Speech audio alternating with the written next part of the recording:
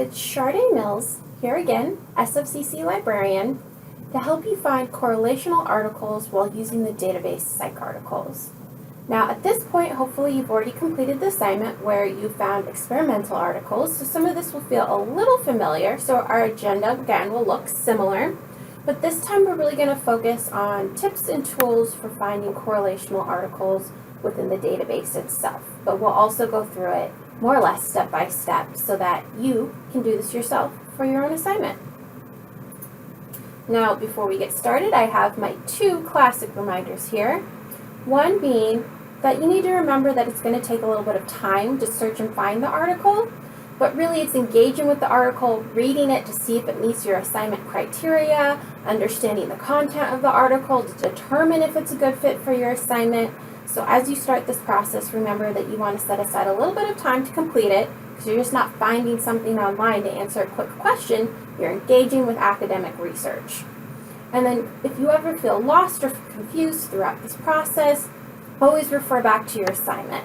That's kind of your guiding light for how you're going to complete what you need to do. And so of course, I have listed here all the steps or requirements for your assignment. So we're looking at a peer-reviewed journal article, published 2010 and after, describes developmental research from a psych journal article. And then the steps for evaluation are similar to before, but we want to pay attention that it's a correlational study. So we're really going to be looking for a measure section that describes the actual data that's presented. And then we also want to make sure that it shows the correlations among the articles and how it is displayed, typically in something like a table. So those are going to be our big clues for determining if it's an appropriate fit.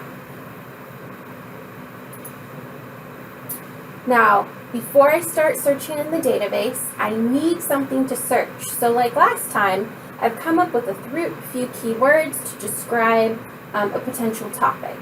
So in this instance, let's say I'm interested in how a mother's emotions might affect a child's behavior.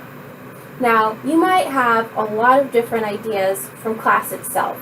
So I recommend that you see what keywords your instructor might recommend. I think there's a couple of recommendations in your assignment, but also think back on what you've covered in class and what looks interesting to you and what might you want to read about, because you're actually going to be reading these articles a little bit, so it might as well be something that's interesting for you. So don't use the example that we're using here. This is just for me to give you kind of a guiding example, but think about what you find interesting in class, what might be a good search to get you lots of results, and use that as you search for your own article.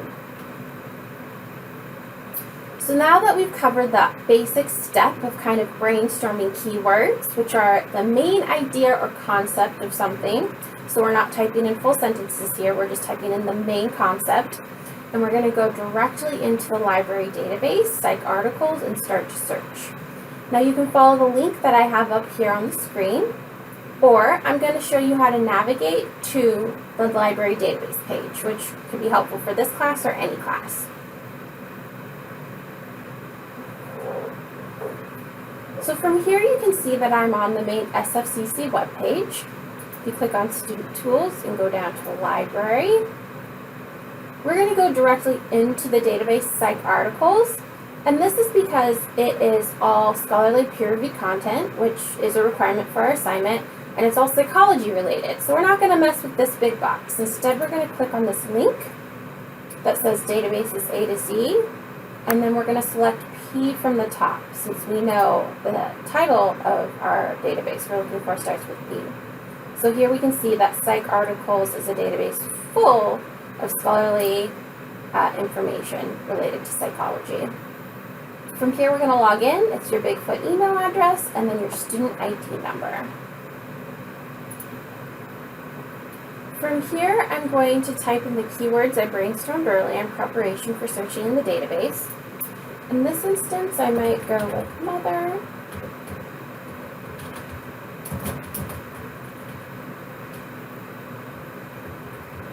So here I'm saying child or adolescent. By putting the or in there, it will look for either one of those words. So it broadens my search, gives me more options, kind of learning to speak the language of the database. And here we could even add correlation because we know that that is an important part of what we're looking for. And then I'm also going to include maybe behavior. Notice how I've put quotes around behavior problems. This makes it so it looks for it as one phrase as opposed to finding behavior in one sentence, problems in another. This way I'm telling it that I'm looking for that one concept. I'm also going to click peer-reviewed so that I only get peer-reviewed scholarly articles. Now there's many different kinds of peer-reviewed articles, so this helps us get closer to what's required for our assignment, but when I'm looking in here I need to know that there is peer-reviewed articles that will review a topic kind of from a macro, a larger perspective, or they're going to be reviews on book articles. So just because I clicked that button, it doesn't mean that every article in here is going to fit my criteria. I still have to look at each article and determine if it is the right kind. I'm looking for that correlational article. From here, I'm also going to change my dates because I know that one of the requirements for my assignment is that I have 2010 or after. So let's update under publication date here, that date range. So now that I've updated my filters on the side, I know that I'm already meeting some very important part of my criteria. Having it be peer-reviewed and come into a specific date range. Now I'm going to start looking at the articles themselves. Now, as you start filtering through these articles, you're going to have to engage with them a little deeper than you might, let's say, if you're looking for something online on Google, a quick answer to a question. Our purpose today is to really understand the research and make sure that this meets the qualification of a correlational article that is required for our assignment.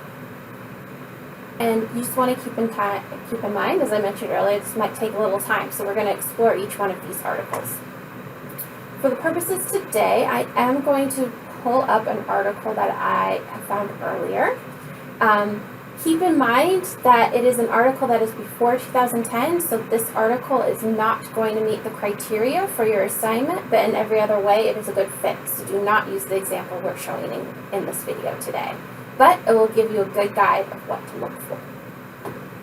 So let's say I've been searching through my results looking for an article that seems like a good fit based off of that evaluation step, that criteria. So our very first step is going to be looking at the title of the article itself. So we want to keep in mind that we're looking for something from a developmental psychology perspective. So we want it to be within the content or the scope of that subject area. We also want to make sure that we have a journal that is from a psychology perspective. So if I want more information about this journal, I can see that it's actually listed at the top here. It's the boldest part. So if I click on developmental psychology, now it does have psychology in the title. It says developmental psychology, so that's feeling pretty good to me. But let's say I get a title that's not quite so obvious. If I click on that journal title, it will come and show me information about that journal itself. Here under subjects, it says that it is a psychology journal. Let's say that what you're looking for isn't quite as obvious. If I go ahead and Google, and in this instance, I'm going to say scholarly journal ahead of the title, just because it's so broad, we get a lot of content not related to the journal itself. So it might help to include the term scholarly journal in front of the title that you're looking for.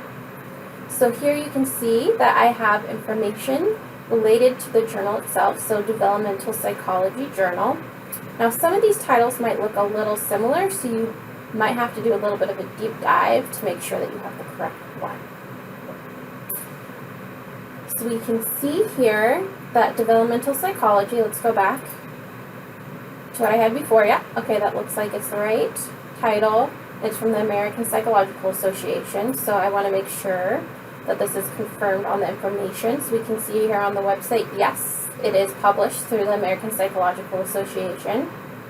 And then I want to read the statement or scope, the purpose of what the journal is about. So in this instance, yes, it's a psychology journal, and it looks like it's going to be a good fit for what's required of my assignment, since I need a psychology journal. So that's almost like a two-step verification, clicking on that title of the journal in the database and then Googling it, and the description should let you know if it's a good fit. So now that I've determined that the title sounds good, I know in theory, hopefully what you're using is 2010 and after. My example today is not, just so that you can't use it, and that it does sound like it's from an appropriate journal. So we're starting to check all those boxes. At this point, I really have to engage with the content of the journal itself. This is the part that takes a little bit of time because I need to read the abstract and see once again if it's meeting that evaluation step. So I can see while reading the abstract that it's talking about the unique effects of positive and negative maternal expression. I'm looking for clues here, like causations were tested, so I'm looking for indicators that we're looking at a correlational article or correlational study. So those seem like good indicators to me that this article has some real potential to meet what I need. From here, I need to examine the article itself. So we want to keep in mind that we're looking for specific clues that it's a correlational article or study. So your instructor has given us some information on how to do that. So we want to make sure that we're looking for something like a measures section that describes how the data was measured. And then it should also show the correlations among variables. And this is often displayed in a table of some kind. So those are some visual indicators that we're going to be looking for. Now, as I scroll through this article, you're going to have to read a little bit and see if it looks like a good fit. Now, one thing you might do to help determine if this is a good fit is do Control F if you're on a PC, and I'm actually going to look up the word correlation. So it does seem to appear a number of times, 28 times, so that's a good indicator in the article itself. Now, as I'm looking through this, I'm seeing that there is a lot of numbers. There's data, but I'm not necessarily seeing a table. So this displays differently sometimes in the database itself. So I'm going to click the PDF link on this left-hand side just to get a different view of the article itself to see if it's a good fit or not. Because currently I'm not seeing something like a table, but as I read it, it looks like it could be a good fit. So I'm just kind of doing that extra step to look at the article as it was published. I have found a section titled Methods that should be describing how they went about doing their actual research. Here we even have a procedures and a measure section itself. So that's a really good sign. So I want to read through here and see if it's, a good fit. So I also want to look through and see if there's any tables that are showing that correlation relationship between the variables. So here I am seeing some tables related to variables. This one's even talking about correlations in relation to the variables in the tables. So I feel like this is going to be a really good option for me. So once I've determined that this might be a potentially good fit, anything that you think might work for you, I actually recommend this. But email it to yourself so you can always find your way back to it, download it as a PDF and save it because you will have to turn it in. If you're not quite sure if an article is a good fit or not, it sounds like your instructor is open to you turning it into her a little early to get some feedback to see if it's marking all that criteria. But if it's marking all the check boxes on our must-have list and our steps for evaluation, you should be good to go. So if you have any questions while actually doing the research using the databases, feel free to contact me. My name is Sharday, and I am in your class. Also, you can connect with the library using the phone number on the screen. We have a 24/7 chat as well as an email address. All right, you guys, happy searching.